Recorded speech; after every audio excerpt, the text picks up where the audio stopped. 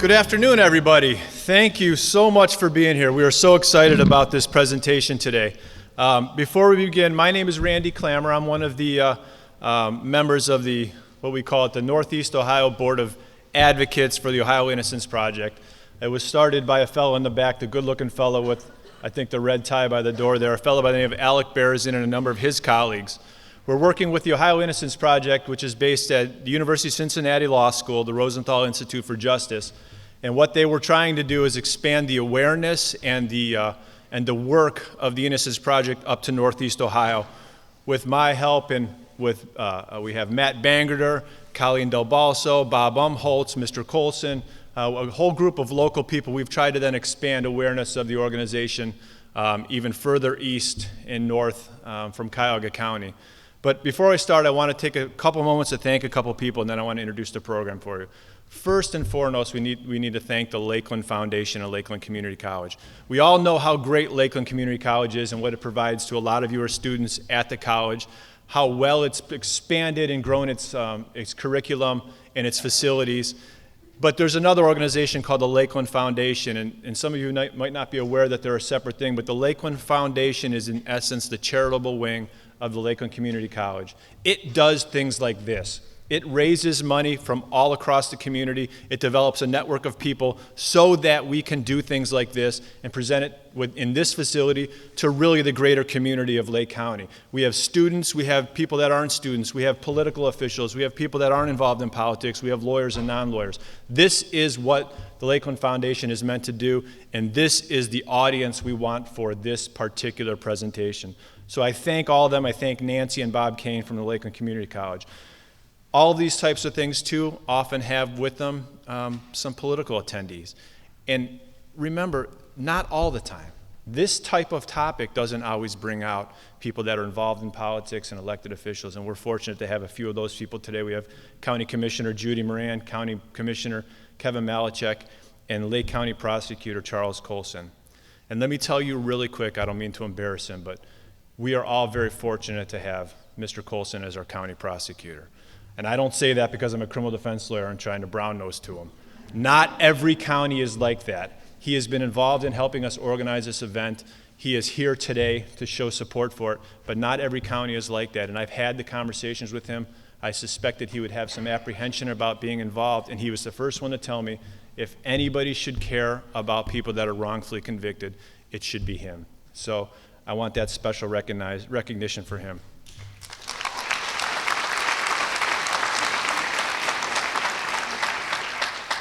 Since you guys received this bookmark, and on the back of the bookmark are some statistics about the successes of the Ohio Innocence Project. And mind you, there are innocence projects all across the nation. There are some possibly 2,000 estimated wrongfully incarcerated people across the nation. This is the work of the Ohio Innocence Project. As of the printing of this, there have been 24 people, men and women, who have been released based on actual innocence. And the tragedy of all of this stuff is the only people that really understand how hard that is are these poor fellows and women who have been wrongfully convicted and had to fight for exoneration, and the lawyers and prosecutors who work on those cases. Oftentimes, it will take a decade to get somebody out of prison. Somebody who we find out was wrongfully convicted spent a decade in litigation. And if you can't afford to litigate these types of things, it can at times cost hundreds of thousands of dollars. So it can't be done without an organization like the Innocence Project. And Mark Godsey, its executive director down at the University of Cincinnati, who himself was a former federal prosecutor, and the students that volunteer in those organizations, and with people like former Attorney General Jim Petro and Nancy Petro. It can't be done without their support. And that's the purpose of this event here today, is to expand the awareness of the tragedy of wrongfully convicted people and the difficulty to bring them relief.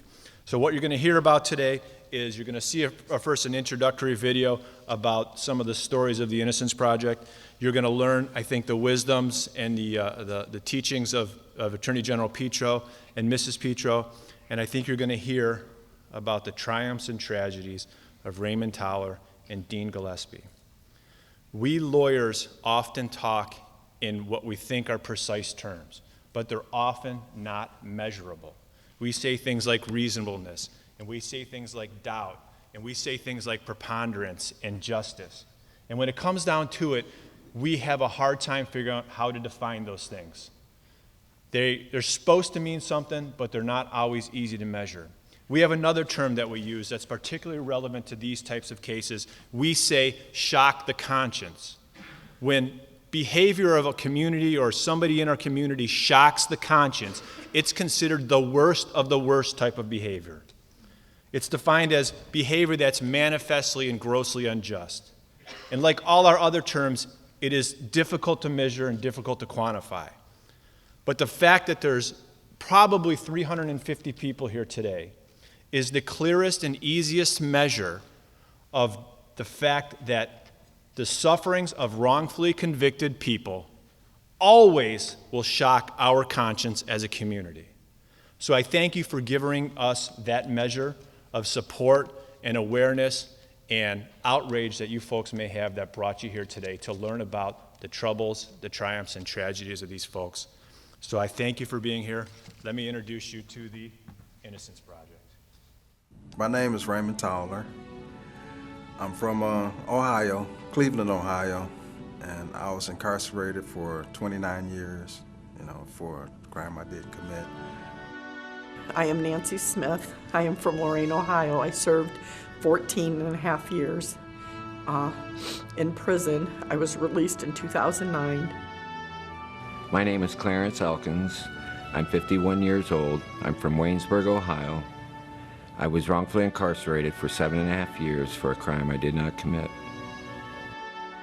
If you have never seen someone get let out of prison, it's like nothing you've ever seen in your life. It's just the most unbelievable thing to see someone whose life has been saved.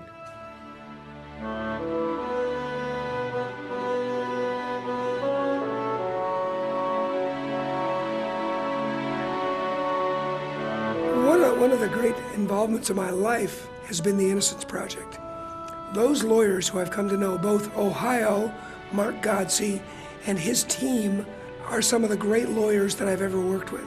And when I think of that being replicated in all the states and around the world today, people who devote themselves to identifying instances where very likely a wrongful conviction occurred, and then in the face of overwhelming obstacles, battling to get that person freed and winning, that's a great lawyer. The first person we got out of prison was Gary Reese.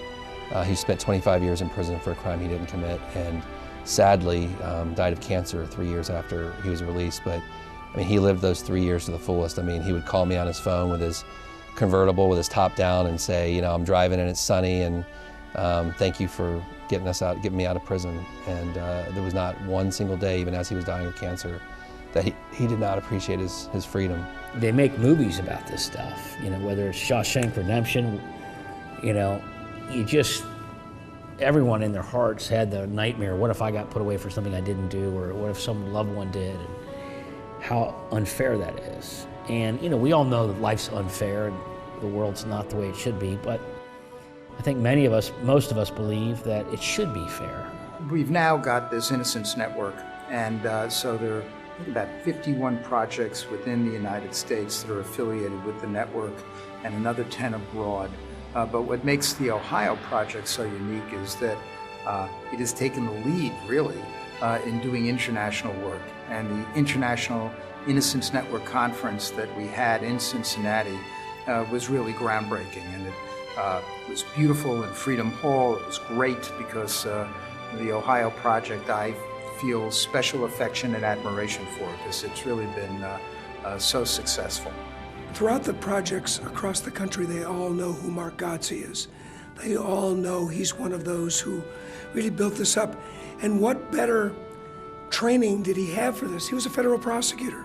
I mean, he really became, an intimate part of the other side, the prosecution side. He learned it, but he also understood the mistakes that could be made. The lifeblood of the Innocence Project, of the Ohio Innocence Project, is our students. And any institution, people who are working in a field, you get burned out after a while. And it's amazing having these new, energetic, idealistic students come in every year to pump us up and keep us going and remind us why we're here, because it's just like an infusion of energy into our system every single year. And so that's just an incredible advantage. If there's ever been heroes to me, it's the lawyers who work in the Innocence Projects. Everything was pretty hopeless. I just figured that I'd just spend the rest of my life in jail. I had a sentence of 22 to 56 years for something I didn't do. It took 20 years of screaming and hollering, and the Innocence Project in UC, where these people live, to see what these people do, a bunch of kids with great guidance, get done every year. Meeting the exonerees is an amazing experience. I'm amazed at how, frankly, forgiving they are. I could not be that forgiving. These are men and women of incredible strength and have never let go their innocence. If you know a mistake has been made, because you're unjustly incarcerated, then you need somebody to listen to that voice, and that's the way to know the mistake has been made, because you're screaming. You just can't sit silently. I probably would still be in prison if it were not for the Ohio Innocence Project. Again, it was a blessing. They fought hard, and I really believe that. I don't know where I would be without any of them. They've been just so amazing in my life. I just can't talk enough about the Innocent Project and what they do for those of us who think that we have no hope. You've got an absolute jewel. This is the greatest thing the state of Ohio has. You've got a guy down here with 3 lawyers, a room full of students. They've saved 17 people's lives.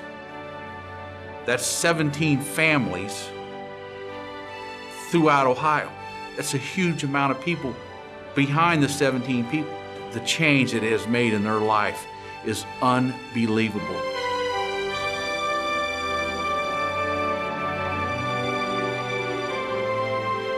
They gave me back my name, my good name, and that's everything.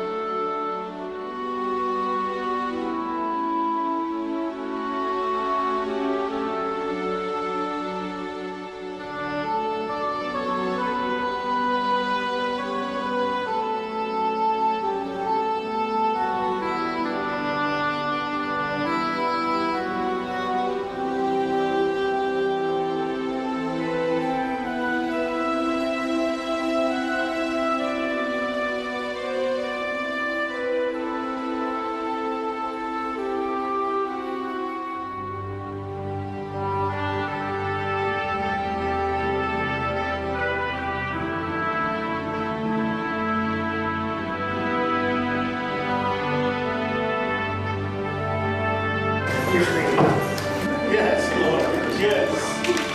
Yes.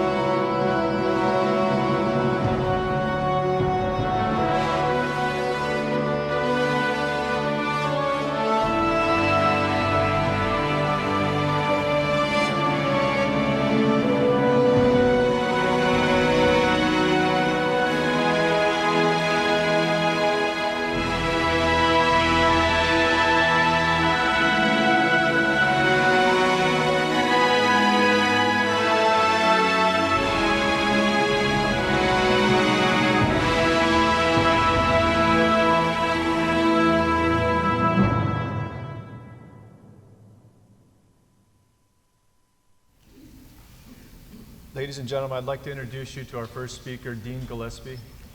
He's the fellow you saw in there.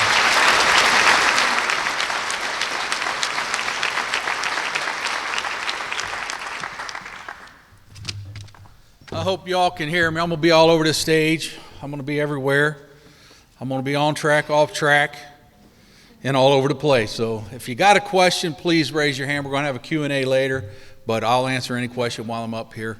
I love and I hate that video because I love it. We have to update it all the time. We're at 24 people now. Jim Parsons being our last guy that was released. We're very fortunate. I got a friend of mine here today, Kwame Ajami. He was with Ricky Jackson and Ronnie Bridgman, his brother.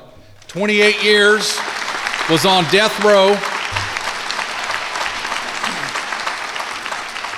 Absolute fabulous guy. We had a banner year when he got out. Him and his brother and Ricky, 3 of them were exonerated that year in November. And then in March the next year, we had 3 more guys out of Cleveland also, 3 at a time. So we're doing really great right now with our numbers. And Kwame was with Ricky, who is known to be the longest serving innocent man in American history with 39 years in prison. And all 3 of these guys could have been executed if the death penalty hadn't have been changed in '75 and done away with for a little bit. And that's one thing that definitely needs to be fixed in this system for sure. The other reason I hate this video is because it shows how many biscuits and gravy I've been eating. And it's looking like a lot. I did 20 years in prison for a crime I did not commit. In February 12th of 1991, I was convicted of armed robbery, rape, and kidnapping. And I never in my life imagined someone would go to prison in the United States of America for a crime they did not commit. And up until the day they said guilty, I would have never dreamed it would have happened to me. You're sitting there in the courtroom, and the things that were being said about me and the facts that I knew where I was at, I was with 4 other people in the state of Kentucky when these things allegedly happened. And when you got these people with you and you're telling the truth, and then you have these other people up there just making things up just out of the blue, it's unimaginable that you're sitting there listening to this, and then people believe it. During the trial, I had 3 polygraph tests, took 3 polygraph tests, all 3 of them by the man who did the FBI in Montgomery County and the police department in Montgomery County, and said this man is absolutely innocent. Never heard a word about it during my trial whatsoever. I don't know how that happens or how that works or why they use that. And you'll know if you've been into this, you know about a lot of the junk sciences that happen too, and the reasons that some of these things happens. And we're going to hear from the Petros later about it, how and whys and the ways these happen. But there's been so much science to come out that has been disproven. You know, the FBI just a year ago done away with the hair analysis, and they said that so many people were wrongfully convicted with hair analysis. And I read an article where one guy was actually convicted and it was dog hairs. Those type of things are unacceptable in America. And those are the things that need to change. And one other thing before I get off topic, we just lost a great man in New York, a guy by the name of Ken Anderson. He was the first African American to be voted head prosecutor in New York here in the Bronx. He was in office for 2 years and released 21 people. He was a prosecutor, released 21 people due to wrongful incarcerations. And when he's talking about this gentleman here in the audience being here today as a prosecutor, this is huge. It is absolutely huge that we have people that are on the other side listening to these mistakes and understand that humans make mistakes. There is error, and they don't have the arrogancy to not see this and go on and just keep going and going and going, which we have. I personally believe Jim Petro was the first person to break the ground with this, being the Ohio Attorney General and stepping up on Clarence Elkins' case, one of the Ohio Innocence Project's case, and arguing the fact that the DNA proved Clarence was innocent as a Attorney General was unheard of in America, absolutely unheard of. And I personally feel that he is the reason that a lot of these people are paying attention and looking and starting to look at the facts. We also had a guy named Greg Watkins, I believe his name was, in Dallas County, Texas. Dallas County, Texas, also the first African American to be voted head prosecutor, was in office 5 years, released 34 people in one county. One county went in as a ball of fire did this and actually got voted out of office because everyone was tired of having to pay people who were wrongfully incarcerated. I mean, what kind of theory is that? What kind of mindset does it take to cause something like that to happen? But like I say, I'll be all over the place. I was convicted of rape, kidnapping, sent to prison, and here I am, a regular Joe, just out in the world I had a personal dream of being a millionaire when I was 38 years old. I was into real estate, flipping houses before it was a show and a term and everything like that. One of my dad's friends done it, and I was working under him with that. And I bought my first house when I was 21. I bought my first new vehicle when I was 17, brand new, ordered it from General Motors, my second and my third.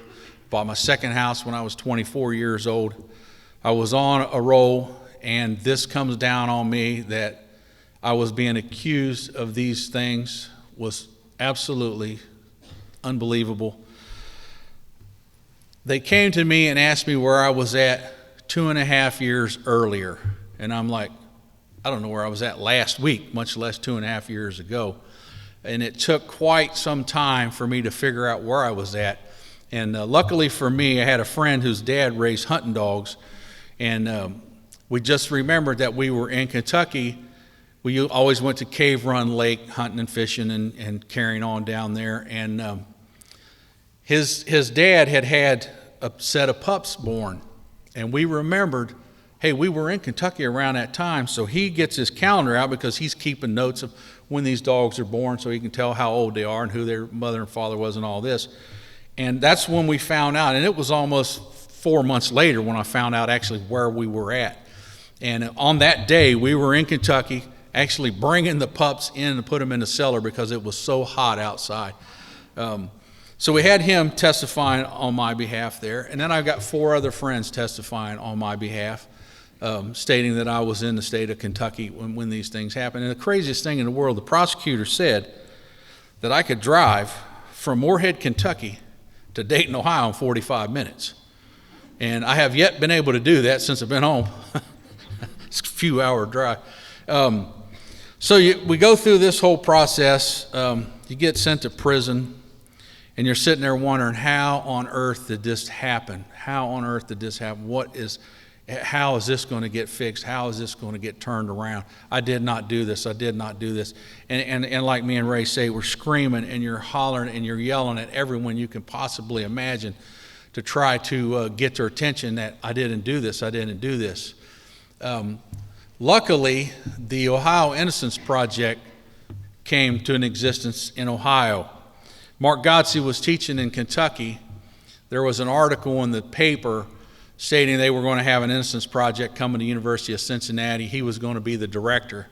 The next day, my mother and her friend got in the car and drove down there with boxes and said, you've got to look at this, you've got to look at this.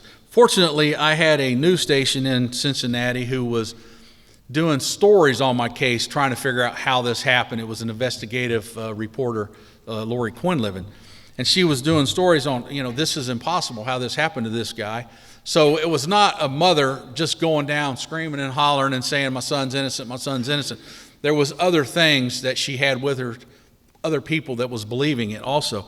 And so when he was like, well, okay, I'll look at it, and he looked at it. And I was actually the first case the Ohio Innocence Project took, and it was a year and a half, almost 2 years, before they officially opened. And him and John Cranley worked my case, as they were opening the program.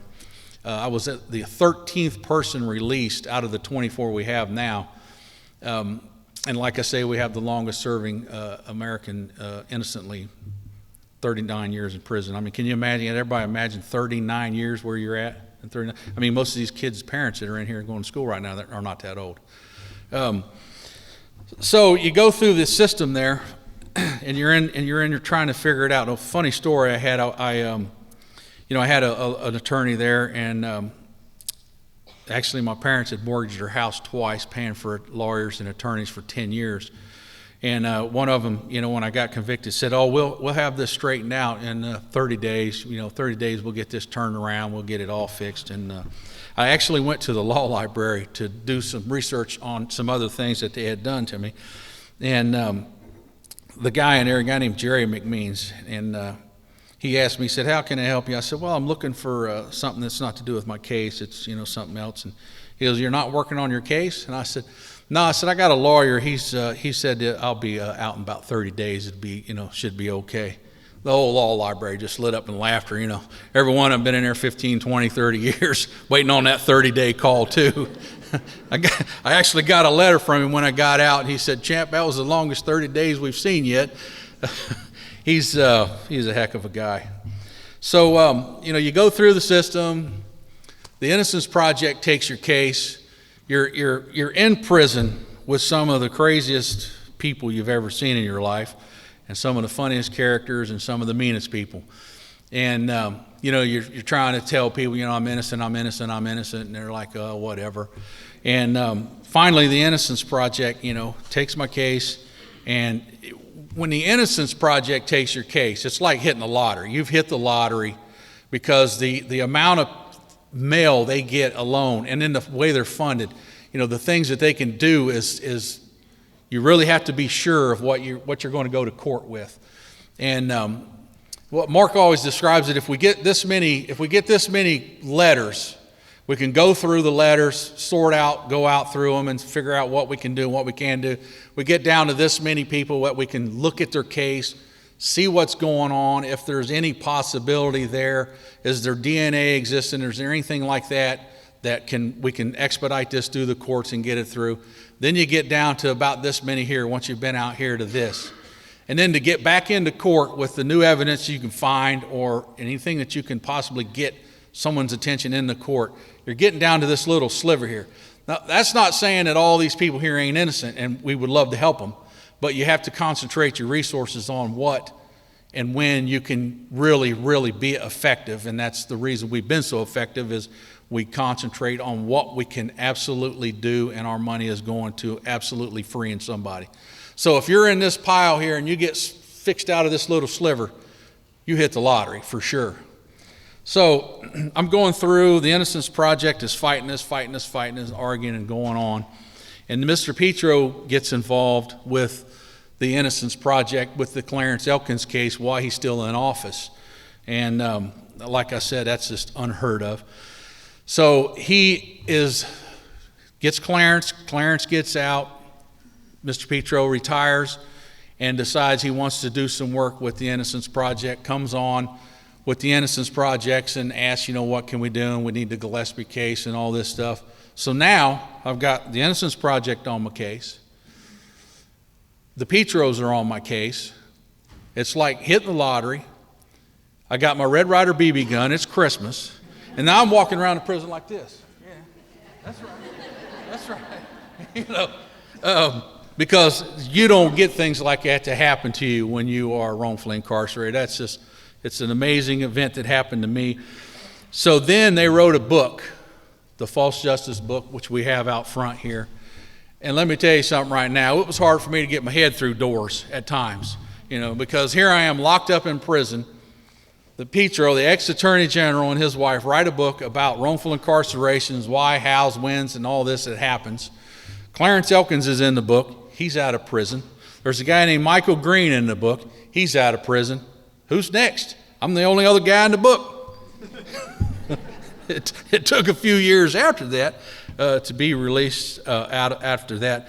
But I tell you, like I said, to have someone like that from the prosecutorial side, and like he said earlier, Mark Godsey was a prosecutor, and Mark prosecuted some of the mafia stuff in New York and done a lot of major things. He's been all over the world setting up innocence projects all over the world. And if you meet this guy, walk in, you would never imagine the things that he has done. He's such a humble guy, and one of the smartest people that I know I've ever met in my lifetime. And I doubt very seriously I'm going to come across anybody smarter.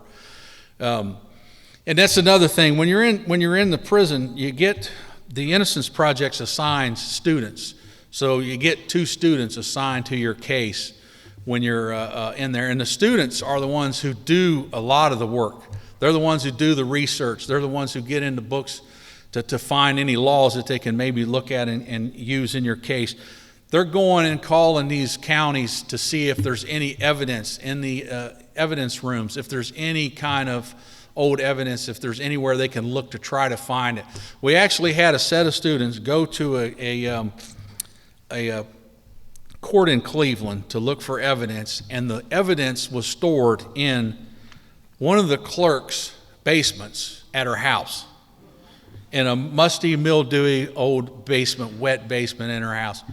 Unbelievable how, if you look at the way things were done back then before DNA was come about and changed a lot of things the way they're done in America now, to the way they are. And actually the Innocence Project proposed a bill and got it passed, the Senate Bill 77, on the preservation of evidence, the presentation of evidence, the presentation of photo lineups, the presentation of how the photo lineup is done, who is allowed to give the lineup, who shouldn't be in the room. It's called a blind lineup. The type of things that they do now in Ohio with this bill is great to change the laws so we don't have a clerk having this stuff in their basement, laying around getting moldy and messed up. And that's how Ray got out with the DNA. Luckily, he was able to find that. And that was the thing with a lot of these cases is the science wasn't there the way it is now. The science wasn't around to let people check to see, is there any integrity to what they're saying. And with Ray's case, the science started coming about, but it had to be a more higher grade of science to be able to go through the process. Because when you have your only pool of evidence and the examiner wants to use everything you have to do a test, you are scared to death to do that test because that's all you have. That's all you got. Once it's gone, it's over. There's no help for you after that. And somebody got a question up there? I thought he had a question. I was waiting on that. But what I would like to do is just to say that if you're in this room, you're obviously know there's a problem with the system and understand there's a problem. How many of you have watched Making a Murderer? Has everybody watched Making a Murderer? Did anybody shoot their television set? I mean, really, if a grown person to sit and watch what they done to a 16-year-old kid in America who has a learning functional disability and call themselves doing something right really needs to be checked out on what else they've done in the process of their career. And I think Making a Murderer has made a huge difference in the way people are seeing how the law is done now. I think it was a sad fact of what happened, and at the point of where it's here or there if they're guilty or not guilty. It's the process and the way the process failed so tremendously to convict those two guys the way they did, and the way that the evidence was presented and the players that were in that thing is crazy. But if you're here today, you understand that there's a problem with the system. And if we can get everyone in this room to just go out and scream and holler that this is wrong, it needs to be fixed, it needs to be fixed, it needs to be fixed. I was speaking on the Senate Bill 77. That was a voluntary thing for the Ohio. The police departments voluntarily are doing that on their own. We're having an empirical study done right now to see who is actually doing these steps to find out. We don't think it's as many as should be, and we're hoping to get back into the State House and get this more of a mandatory way that evidence is done, preserved, and saved. And that's where you people come in to get the vote out, to help us push this stuff through, to get the laws changed. America should not have 150 people being exonerated, which was what happened last year. 150 people were exonerated, 3 a week. That should not happen in America. By no means. And with you people here showing your support and hopefully getting out and voting for this new thing when we get it up there will be great. And we're going to have a question and answer later. And I appreciate y'all being here so much, and I greatly appreciate this man here being here. It's absolutely phenomenal.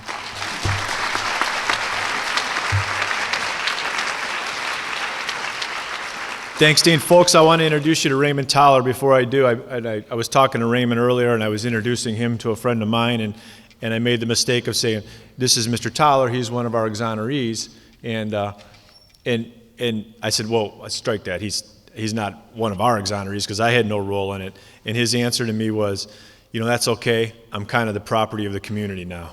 And the fact that he said that, he understands how significant he is as a figure in what has happened to him and other people. But Ray, you're up.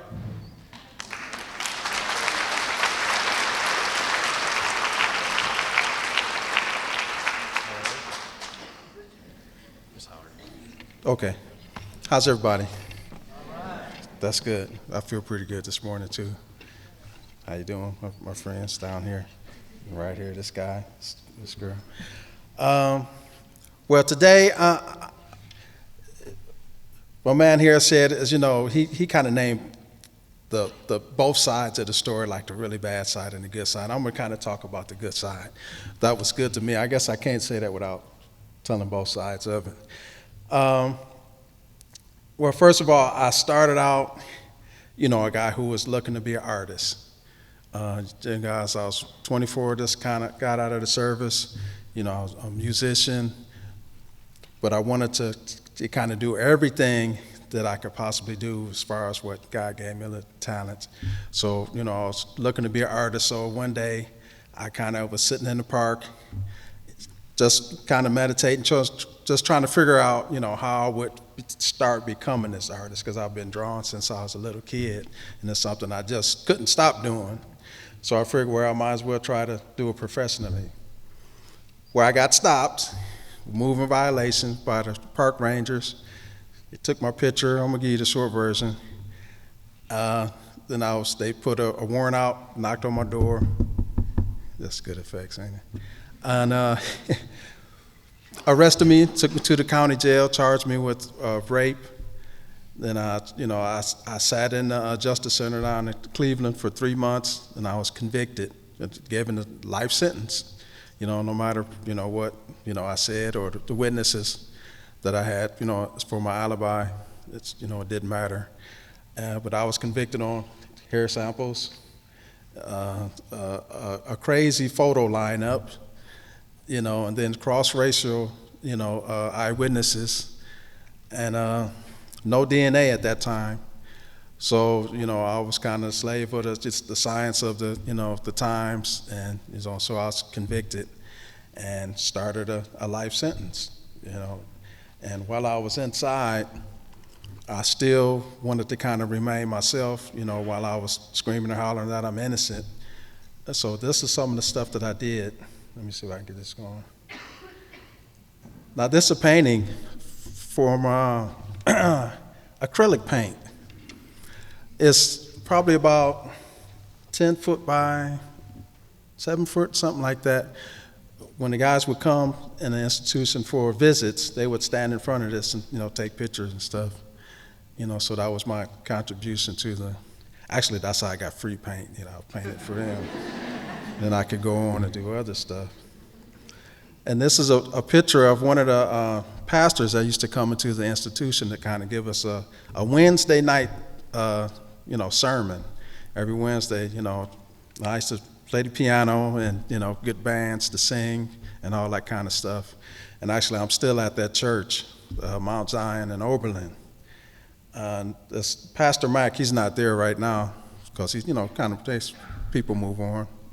But he's a real good guy, so I did that portrait for him and his wife, oil paints.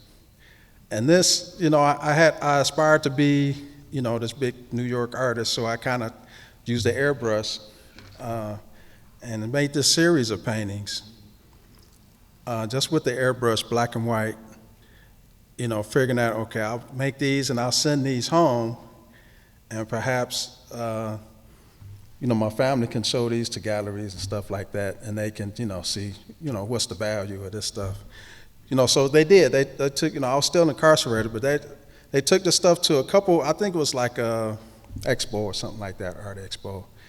And they collected a lot of interest. Everybody, they took my sister's card and everything, and asked, yeah, we could use this. We could put this in the gallery, but where's the artist? Well, he's, they didn't want to say. I say, well, we can't use this stuff if the artisans are there. So, yeah. So I just kept the painting. So I'll put them on display some other time now that I can be with them. But that was fun to know that I was doing something, that would be accepted. That kind of kept me going. This was like almost 20 years ago. Well, not that long, because Eve, she's a rapper. She's old now. So sorry about that. So maybe 15 years ago. It's just a pencil drawing that I did. Actually, I couldn't really get models, so a lot of this stuff is out of magazines, and, you kind of got to get, what you can as far as subject matter, and try to figure out, what's the best thing, what would people like. So actually, I would use this work here to get commissions, because that's how I kept my what they call zoom zooms and wham whams, cookies and stuff like that, cookies and Kool-Aid, I guess. And plus, of course, I was still fighting my innocence, fighting for it. So I was trying to raise money for an attorney who would, recognize me and represent me in court. And all the attorneys I would talk to, well, give me $4,000, give me $8,000, and then I'll see you. And half of them that I talked to, I would look on my regular court, thing, docket or whatever, or the parole board schedule, and they would say, okay, we're gonna get you a hearing in, 2000. I was already scheduled for one, but, so I ran into those guys a lot, so I just had to keep trying to raise money and try to work. And this is this guy was kind of my introduction to gospel music, Kirk Franklin. This was actually one of his first covers, I think, and I kind of seen it. I like the drawing. Well, it was a photograph for him. This is just a pencil drawing that I changed it into. But that's when I started playing gospel music instead of just Jimi Hendrix and Santana and stuff. So I thought that was a good move. And this is my niece, Tiffany. This is a younger picture of her. She was pretty big at kind of sticking by my side. And actually, when I had filed for DNA to have my evidence looked at and and tested, the first time the kit, which was supposed to be like fingernail scrapings and blood samples, all that kind of stuff, it was empty. So I had gone through all this stuff, and then it was like a brick wall that bam. Okay, the stuff is empty. So, and then the court-appointed attorney that I had at the time, he just quit. He didn't even tell me that the envelopes that came back from the DNA lab were empty. So I got Tiffany. If you ever, if you would ever hear her voice, you would want to answer her. If you heard her knocking on the door, man, I know you're in there, and it's my uncle. So I got her because she's a tiger. She really went after this guy, and he actually gave me the number of Mark Gotze because he knew Mark Gotze was pretty much, I don't want to speak too big on him, but he was like the prophet of DNA. He knew what he was doing, and this guy knew him. And around the same time, a guy, Michael Green, Petros know him pretty good. I think he's in their book. Before he went home, he was kind enough to give me an address of the New York Innocence Project, and it was an address. So I wrote them kind of at the same time. And when I finally got through, because it had to be thousands of letters going to the Cardozo School of Law. When I finally got through, they sent me to Mark also. So obviously this was the guy I was supposed to connect with. And so after I got with Mark Gotze, in 2004, everything started looking a little better, started rolling downhill. Now this is the kind of stuff I did early, just, for my niece. When she was young, maybe 7 or 8, and my little sister, I used to draw stuff like that for them all the time. Cards. And then my sister, who was always on, she always had some kind of project, that she was working with. And this was one of the posters. I guess it was like a fitness thing, so I guess most people can understand that kind of stuff now. But y'all still eat that stuff. Why you do that? And this is, when I was in Lucasville, they had asked me to do a mural, to kind of calm guys down a little bit. So in the mess hall, I painted this thing. It's probably about that size that it is now. I don't know if it's still there. I don't know if it passed the riots and all that stuff, but I did a couple in there. So I at least had, with that terrible case, that I had over my head for 30 years, I was still kind of respected as being an artist. So that kind of took a little weight off me. And plus, I wasn't trying to hide. Guys would say, man, what you in here for? I'm in here because I'm not supposed to be in here. That's my first thought. And then I had to tell them, I got a rape and it's for life, but I didn't do it. And then of course I hear this, every day where everybody says they didn't do it. Well, no, that's not true. Not everyone. I'm me. I'm not everybody. And this is, what happened. So I wouldn't hide. And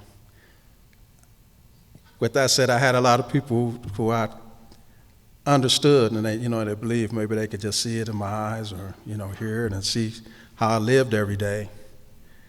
And this really helped.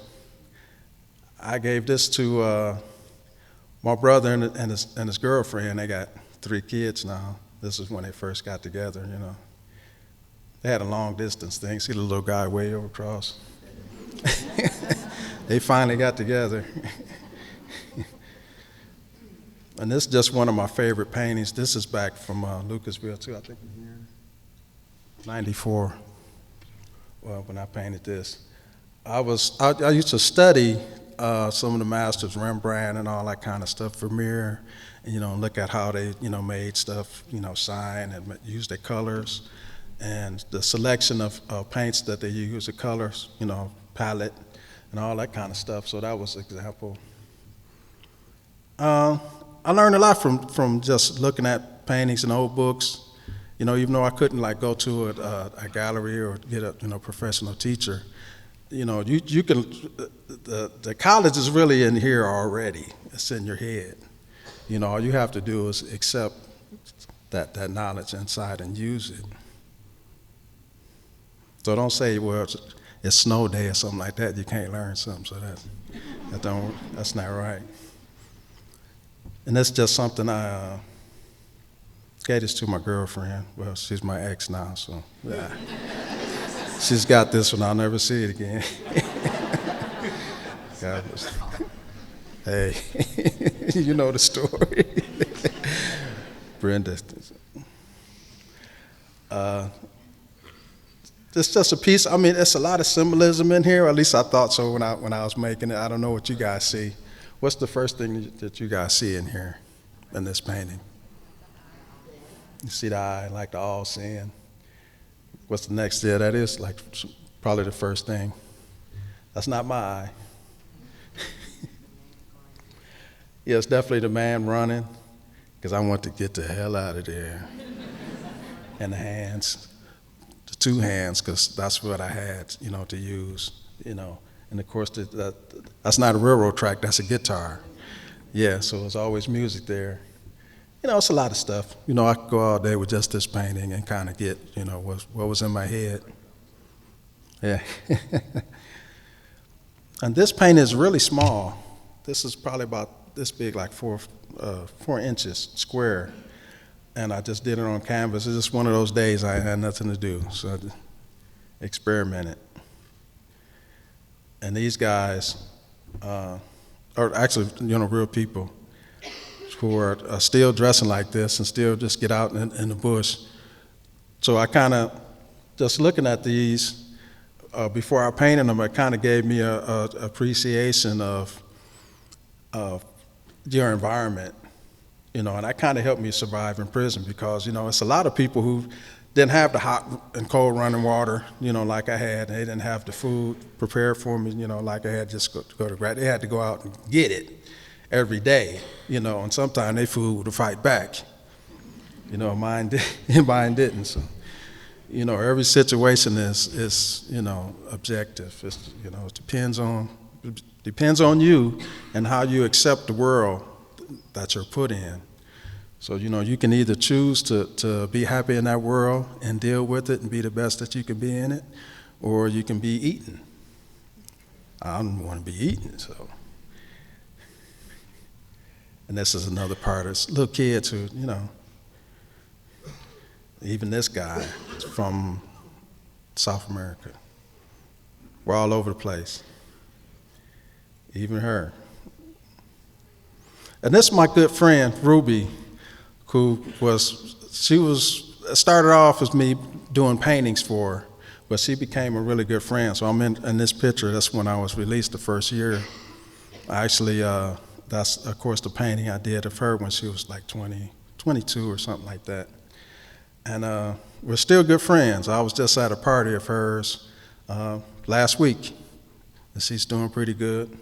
Actually, if you look on my Facebook page, you see there was a couple people who really supported me, who are guards. Even though it was their job to kind of keep me in there, they still helped me. And they were just helpful people, it wasn't just me. People who were doing the right thing, they did the right thing. So I really appreciate the people like Ruby here. That's her ex-husband, Even he was a good guy. He lives in my neighborhood still. I see him at the post office every now and then. And this is the first painting that I did of hers, oil paint, pudding. And this is actually one of my favorite paintings. I think this is probably the best painting that I did. It's so detailed, and I used all the best oil paints this was kind of late. Well, still like 10 years ago. But I'd really pulled all the stops out on this painting. And I took my time with it. Probably took maybe 9 months, for me to finish. I didn't rush it or anything. So this one is going to be around for a little while.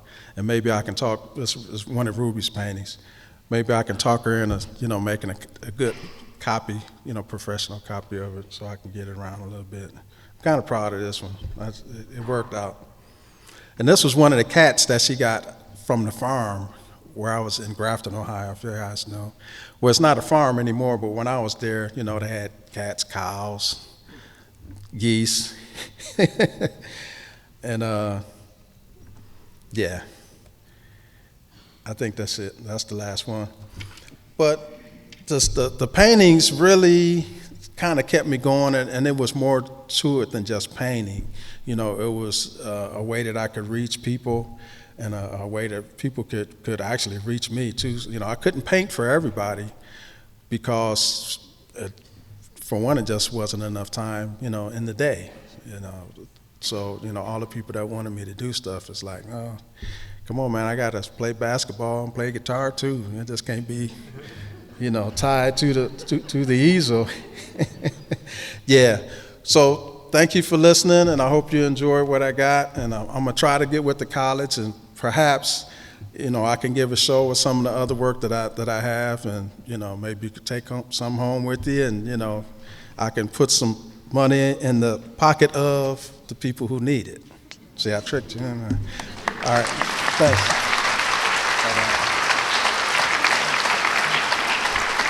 All right, ladies and gentlemen, those of you who can stay, I want you to, because now we're going to learn about what really went wrong and how we can really fix it. You heard about Attorney General Petro and Mrs. Petro.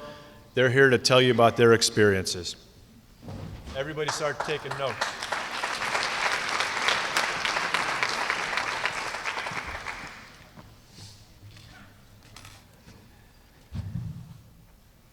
Thank you. Thank you. Thank you for being here, and please put up with my voice. It's not that beautiful, but it's pretty informative in some ways. So I look forward to touching on this, as does Nancy.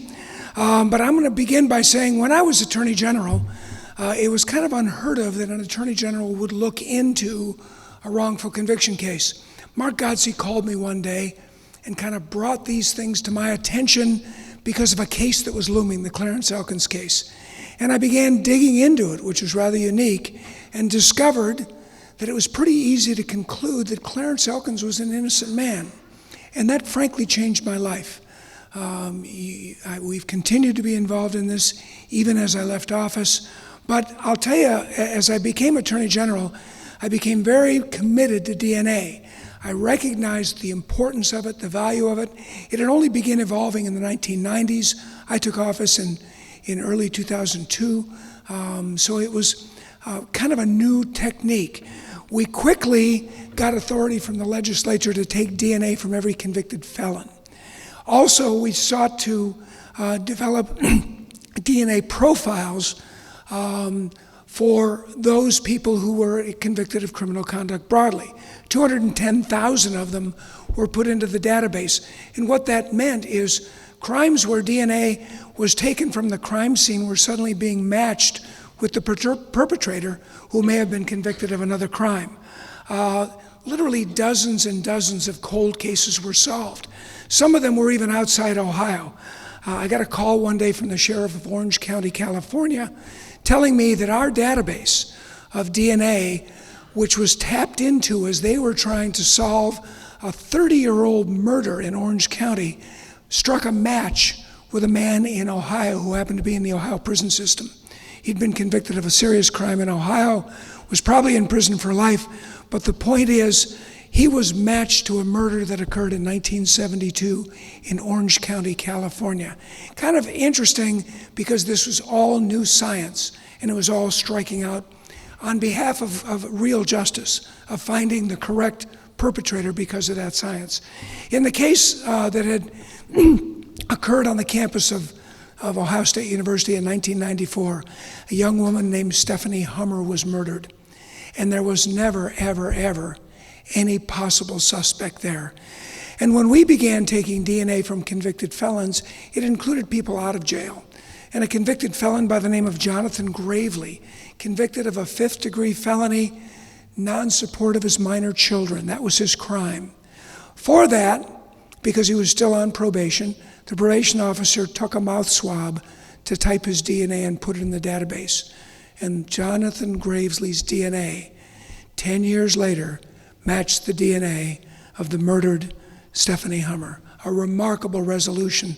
And one of those things that kind of you can identify so many stories of how DNA changed the outlook of our justice system. We've got kind of trying to put forth to all of you some recognition of innocence facts. When we talk about the Innocence Project and the engagement of these innocence cases and people that are determined to be innocent, there's not innocence determined based on a technicality or anything like that. Because of science, this is instances of actual innocence. DNA has been in Ohio since 1989, or in the U.S. Nancy, why don't you kind of keep carrying on some of the numbers? My voice is wearing down. Okay. 344 people have been exonerated by DNA, and most people think that DNA is really behind all exonerations, but the National Registry of Exonerations is now, as of at least a couple days ago, reporting 1,897 exonerations. These include the DNA-proven exonerations, but they're also exonerations proven by new evidence of innocence. These people had absolutely nothing to do with the case, and they were officially exonerated. 759 of these had been convicted of murder. The people who go to work and try to prove a person's claim of innocence typically go with the cases that have the most impact, cases that could end up in executions or life sentences. 60% of the people who have been exonerated are people of color. And the person who really started the National Registry, of which Jim and I are both honored to be on the advisory board, is a professor of law at the University of Michigan. And he has also done other studies which would predict that of those sentenced to death in this country, more than 4% are likely innocent. That, by the way, is a remarkable number and something that really points to the need for us to utilize all of the science that we have available to avoid making those types of tragic mistakes. Okay, what we'd like to do is quickly run through the 6 major contributors to wrongful conviction. These by no means explain totally why people are wrongfully convicted, because it's even more complicated, but I like to think of this as the lowest hanging fruit, because these are really related often to procedures in investigating, and there are ways that we could use best practices that would certainly reduce the error that comes about. The first is false confession. If you're old enough, you know about the investment banker jogging in Central Park in New York who was brutally raped and really beaten and left for dead. It was a heinous crime. It really struck the entire nation. And if you were like me reading it in the newspaper, you were really happy when they caught the guys that did it. 4 African Americans, it turned out, and 1 Hispanic. It turns out they confessed. A forensic scientist got up and said that a hair found on the body of the victim, who miraculously did survive, matched one of these young men. They were all between the ages of 14 and 16. The victim herself could not remember anything about it, and there were no witnesses. And there was very little, forensic, except for that 1 hair that a scientist said was consistent with one of the fellows, but they were, of course, convicted on their confession. Well, it never occurred to me, or most Americans even today, that all those confessions could be false. How could that happen? It's so non-intuitive. Well, if you looked at the confessions, you would see that actually they didn't agree on many of the points at all. They were all over the map. And what we've now learned is that people confess when it appears to be their best option. It's sort of a Sophie's choice scenario. And in this case, you should understand that in our system, the police can lie about the information that they have and the evidence they have. And it was like a house of cards with these 5 young men, because once one was willing to think he was going to get a better deal than perhaps execution, then they all were quick to jump in and said they were involved because they didn't want to be the last one and be the one that might be executed. In 2002, DNA testing proved that this was really a sole perpetrator. His name was Matthias Rees. He actually came forward and confessed. He was a serial rapist who gave his victims the choice of either death or being blinded because he wouldn't let them live if they could see. He was the person at liberty while these 5 young men were in prison. Their convictions were overturned with this DNA, and they were then awarded $41 million by the city of New York. The second contributor, and we're going from the level of those cases where there's been exonerations and the 6 contributors that brought about the conviction in the first place, we're going from the lowest percentage, which is 12% of those wrongful convictions were based on a false confession, to now 23% of wrongful convictions statistically being based on an inadequate legal defense. We highlight the case of Jared Adams. He spent 8 years in prison. At 17, he was convicted of sexual assault after his court-appointed lawyer recommended a no-defense strategy. That, by the way, is unlikely to ever really work. A key defense witness was never called. He was sentenced to 20 years, and when he said to the judge, "Judge, I can't believe that I didn't do anything," the judge says, "Well, just for that, I'm going to give you 28 years. So in prison, he became self-educated. He really came to realize some of the things that he could pursue to prove his innocence. It attracted the attention of the Wisconsin Innocence Project. His claim of ineffective assistance of counsel was unanimously affirmed by the U.S. Court of Appeals. The state of Wisconsin ultimately dropped the charges. It is important to point out that when he was finally released from prison, he earned an associate degree. He earned a college degree. The Chicago Bar Association awarded him a scholarship, and with additional support from the Deskivet Foundation, he graduated from the Loyola University School of Law and thereafter won a fellowship to clerk on the U.S. Court of Appeals. It's kind of a remarkable turnaround from someone convicted of a serious sexual assault. And a footnote on that one is that Jeff I can never say his name, Gillispie there. Deskovic, yeah. He also was wrongfully convicted of murder as a very young man, and he used the compensation that he eventually got to set up a foundation and is helping others, almost like his own Innocence Project. Okay, the next one, in 24% of the cases, and by the way, these are not going to add up to 100% because in many cases you have multiple contributions, but misleading forensics, this is a huge area. And this particular man, Kirk Odom, was the fifth person who was exonerated in the District of Columbia alone when it was discovered, and the FBI publicly acknowledged that for decades before 2000, their a very elite forensic expert unit, which also trained state forensic scientists, had really been wrong in about 96% of the cases in which they testified, meaning that they overstated or misstated the empirical results of looking at two hairs, a hair found at the scene and a hair taken from the defendant.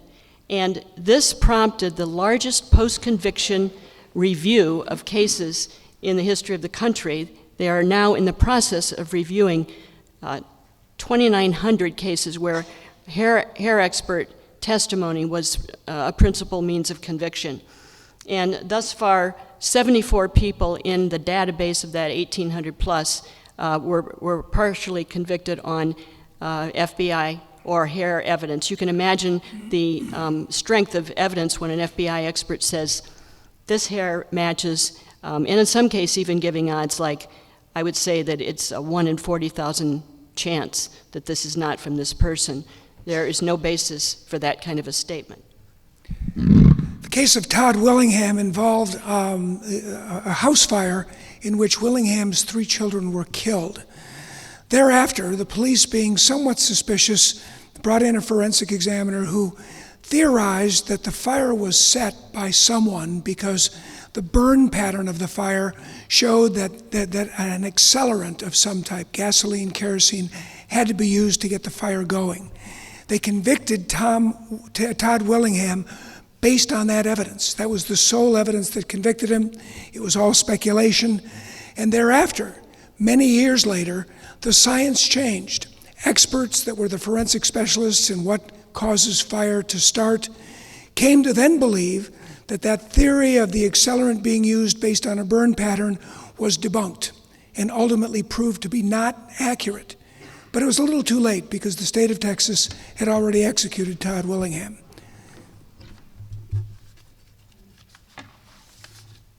You've heard from both of these next guys here.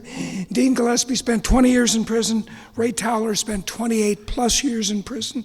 You know the story. We don't need to talk too much about it, except in both cases, they were convicted based solely on eyewitness misidentification. The point that I make is that an eyewitness once thought to be the best evidence can very often be the worst evidence. People easily make mistakes. They are easily influenced. Clearly, the victims involved in Ray's case were children. White children, probably from a neighborhood that they rarely saw African American men. Easy time making a mistake. And at the same time, being kind of led by the police to making the identification they made. DNA obviously proved it absolutely wrong. In Dean Gillespie's case, there was no DNA. There was incredible, because I was Dean's lawyer along with Mark Gotze, and there's no DNA in Dean's case, so it was a battle for years and years to get him out of prison. But we became convinced that police and others totally abused the system and never were willing to back down, never recognized the obviousness of their mistakes, ultimately convicting Dean. Thankfully, the justice system ultimately prevailed in those two cases. Nancy, you're on. Okay. In 51% of the cases, there was official misconduct, either police or prosecutorial. Michael Morton spent 25 years in prison after being convicted of the bludgeoning death of his wife early in the morning, his wife Christine. He always proclaimed his innocence. And the interesting thing is the day after the murder, in the investigation, the police discovered a bloody bandana that was about 100 yards from the house, the likely exit of the perpetrator from the property. And after Michael was convicted, the Innocence Project and his private attorney sought to have DNA testing of that bloody bandana. But the prosecutor at the time fought it for 6 years. When they finally were granted the right to do the DNA testing by a court, it revealed the blood of Christine and of a person called Mark Norwood, a seasoned, brutal felon. That information exonerated Morton, but the terrible thing about it is that a hair found at a murder that occurred, a very similar murder nearby that occurred, another young mother, matched Norwood. So while Michael Morton was sitting in prison, Norwood killed at least one other woman the same way. The reason that this was a very interesting case because the trial prosecutor in this case was by then, 25 years later, a judge. And for once, he was called to task because he did not share what is required by law, what we call Brady information that would support the innocence of Michael Morton, including the fact that his 3-year-old son had observed his mother being beaten and had said, "Daddy wasn't there, a monster was hurting my mother." And other information like that never got to the defense attorney. Ultimately, very rare, this almost never happens, this prosecutor was disbarred. He obviously had to step away from the bench, and he was put in prison, well, actually jail. He was given a 10-day sentence, but he got off on good behavior and only served 4. Nancy, you're next also. I just want to say also that last month, Norwood was convicted finally of Deborah Baker's murder as well. The most frequent contributor to wrongful conviction is perjury and false accusation. This is the 6th of the 6 principal contributors that we talk about both in our book and in our programs. There are 6 basic factors that can usually be pinpointed to be the cause of a wrongful conviction. And so this being the last one, 56% of those wrongful convictions that we know about were based largely on false accusation or perjury. In this case, we talk about Ricky Jackson. Now, Ricky was convicted along with Eddie Vernon and Ronnie Bridgman. Obviously, gross injustice on 3 young boys who were identified by a 12-year-old who the police pressured, ultimately, as we've learned much later. The police literally pressured and said to him at one point, "Unless you finger these guys," we know that at one point you said it might have been them, "unless you will finger them for us, because we think you know, then we're going to go after your parents. You're too young to have us do anything to you, but your parents aren't." And so they scared this young boy into ultimately identifying 3 men as the perpetrators in a murder, young men, 17-year-old, 18-year-old kids. They were all sentenced to death, which was later commuted. They all consistently claimed innocence. It took many years, a magazine article that began to identify these 3 as likely innocent people still in prison. And in 2014, Eddie Vernon ultimately told Judge Richard McMonigal that he lied. He didn't tell the truth. The police backed him into a corner, and he spoke an untruth, that untruth convicting these 3 men. Ricky served 39 years. The other 2 served a little shorter time. All 3 sentences at that point were vacated. The prosecutor dismissed the charges. But as you can see, a big part of individuals' lives are totally taken away by that kind of error. In this case, false accusation, misbehavior, in some cases, and in this case, prompted by law enforcement. Okay, we're going to go to Q&A, and I just wanted to say that Jim and I were absolutely stunned initially with the Clarence Elkins case, and it's been, I can hardly believe it, it's been 10 years now that we have been studying and trying to be involved in trying to advocate reforms that could certainly reduce the risk of wrongful conviction. We wrote this book together. We had never written a book. It was published by Kaplan in 2011.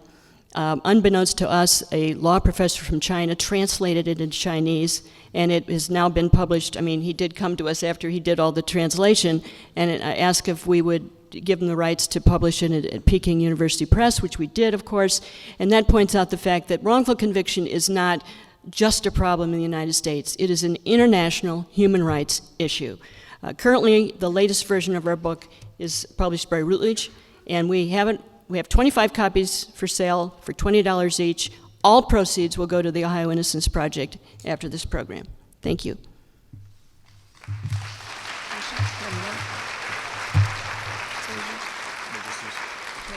Folks, we have two beautiful assistants with microphones here, so if anybody has any questions, now's the time to do it. You're not going to have the opportunity to meet or ask questions of Attorney General Petro and his wife or these folks on too many occasions. Yes, ma'am?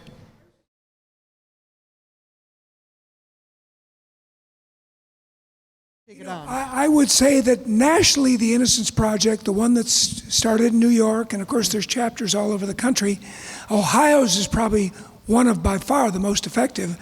But the national standard is they need to have DNA. Ohio has taken some cases like Dean's where there was no DNA, but they took it because they truly believed in Dean's innocence, and that's, I pointed out earlier, that's one reason I got involved in it myself. I think you'll find that for the most part, they look for cases where DNA ultimately points the finger at probable innocence, yet there are exceptions.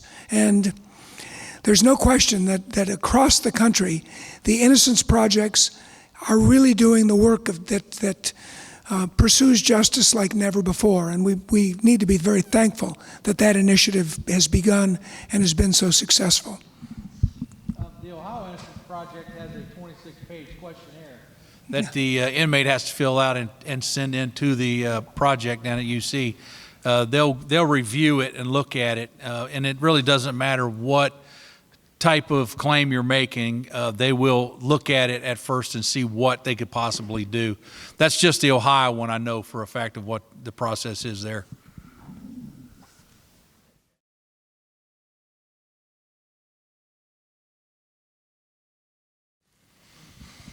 That's a pretty good question. It was pretty weird. I've been asking that question myself, trying to figure out why, why me? Of course, that's one of the things that's always on your mind. Like I said, they stopped me in the park. I'm actually about to leave at a stop sign. Here's the park rangers, gave me a ticket first, then asked me to come to their office, took a picture of me, which I volunteered, take all the pictures you want, But then it seems like they actually took this picture and showed it to, the victims and said, this is the guy.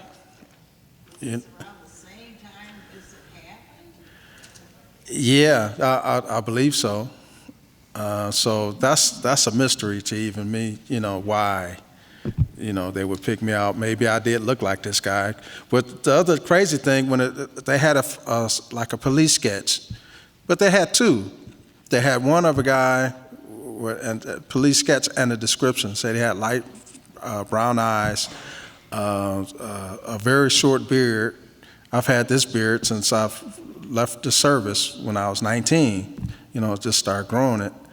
And it didn't even look like me, but then they had a second one that they got that maybe looked a little more like me.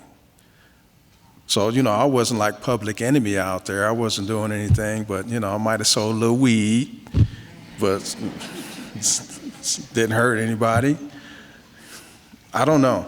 In my case, there's no question. It was a personal vendetta. I was working at General Motors, and my dad got me a job there, and he knew a lot of the union guys, a lot of the people that you needed to know. And my boss had a friend, he wanted to get the job, and I got it over him. So we started out automatically as having a problem. And this went on for years. and he actually had took my information down 3 times previous to try to get me hooked up on anything he could just to get rid of me out of there. And the detectives who were on this case that they actually ended up convicting me on discarded me as a possible person of interest, because at one point the victim said the size of the pants the guy wore, and there was absolutely no way I was fitting in them pants, even in the 6th grade. So, they discarded it. They ended up retiring, and my boss's best friend's son became the detective at the department, and this was his case to take on. And he actually completely wiped out the file, which Petro talked about earlier, of blatant misconduct, and started a new file on me. And that's how it all started with me. There was no mistakes or anything like that. This was a personal vendetta. And the thing with my case too, I have no animosity toward the victims because of that. They had nothing to do with this. It was the people from General Motors, it was the police department, the prosecutor, the people who knew better. I still have no problem with the victims in this case whatsoever. They were tricked and duped just like I was. Mine was a personal vendetta, and and actually still going on today. I want to comment on Dean's case because the photo array that was shown by this very incompetent detective. There you go. Is this on now? Okay. A very incompetent detective showed a photo array to the victims of this sexual assault. And literally he took Dean's photo, which had a different colored background, was about 30% larger in the headshot, and literally was all but circled and starred when compared to the other 5 photos. It was basically saying to the victims, the guy that sticks out most is the guy you need to pick, and that's what they did. I've never seen such an egregious violation of police procedure. It was awful, and it sent that man to prison for 20 years. So that one was a heartbreaker. I got to mention one thing about Ray's case, because I'm very familiar, as a Clevelander, very familiar where this occurred, and the children were white children, and largely children who would rarely have seen black people. And so when they looked at a picture of an African-American man, they made a bad choice. They made a bad decision. But they were young children. I mean, you're forgiving because even the police should have known they needed to take other steps to try to assure the accuracy, but they didn't. And so suddenly we have poor Ray Towler spending 28 years in prison. Another real heartbreak as it relates to the justice system.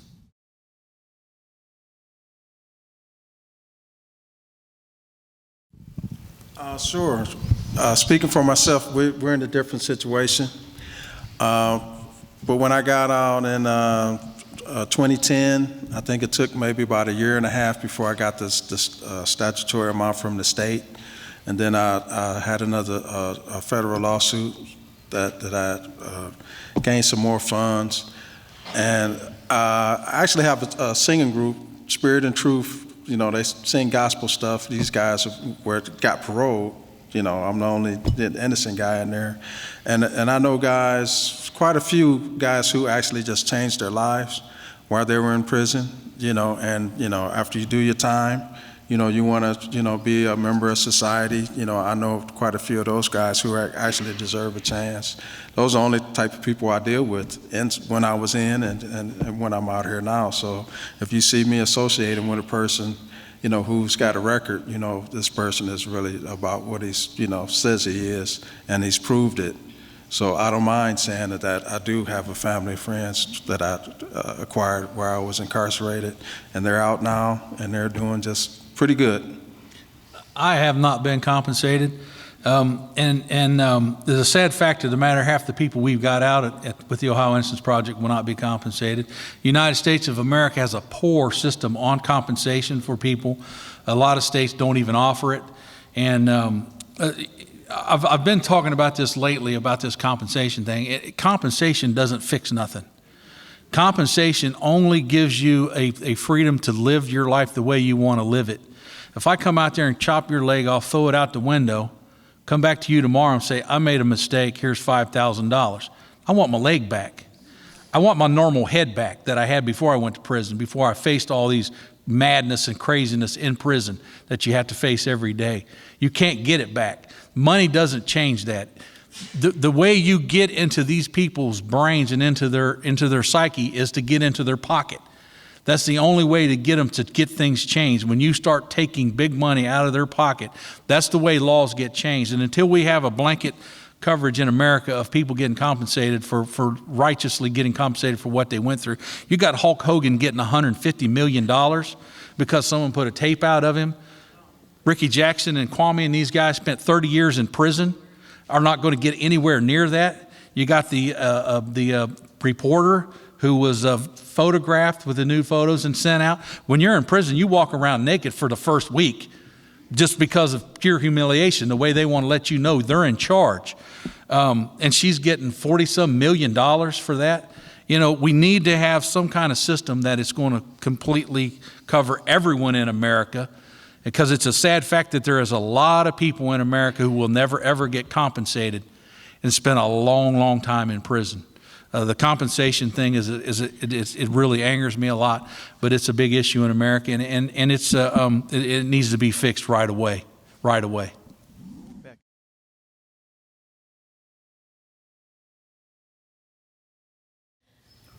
You know, I think it's fair to say that's true. I think that a lawyer, I've seen cases where the lawyer did an awful job, and it was not ever deemed to be an effective assistance of counsel. So you're right. The standard of proving that and of having a court recognize that is enormously high. In the case of Jared Adams, we talked about that earlier, in that instance, his lawyer didn't do anything, nothing, and so that was deemed ineffective. Yeah, I can understand that, but that's rare. You don't see it very often. You know, not that my opinion matters, but what I would say too is all of these concepts about eyewitness identification and lineups and DNA and false confessions and how you get false confessions, those are highly sophisticated problems that oftentimes the lawyer alone doesn't know the science behind them all. So along with not only having a skilled lawyer, has to come the experts to help you through that in a defense. And that's what we mean by the defense of these things can become so expensive and so complicated. That's part of the problem. Another question over here?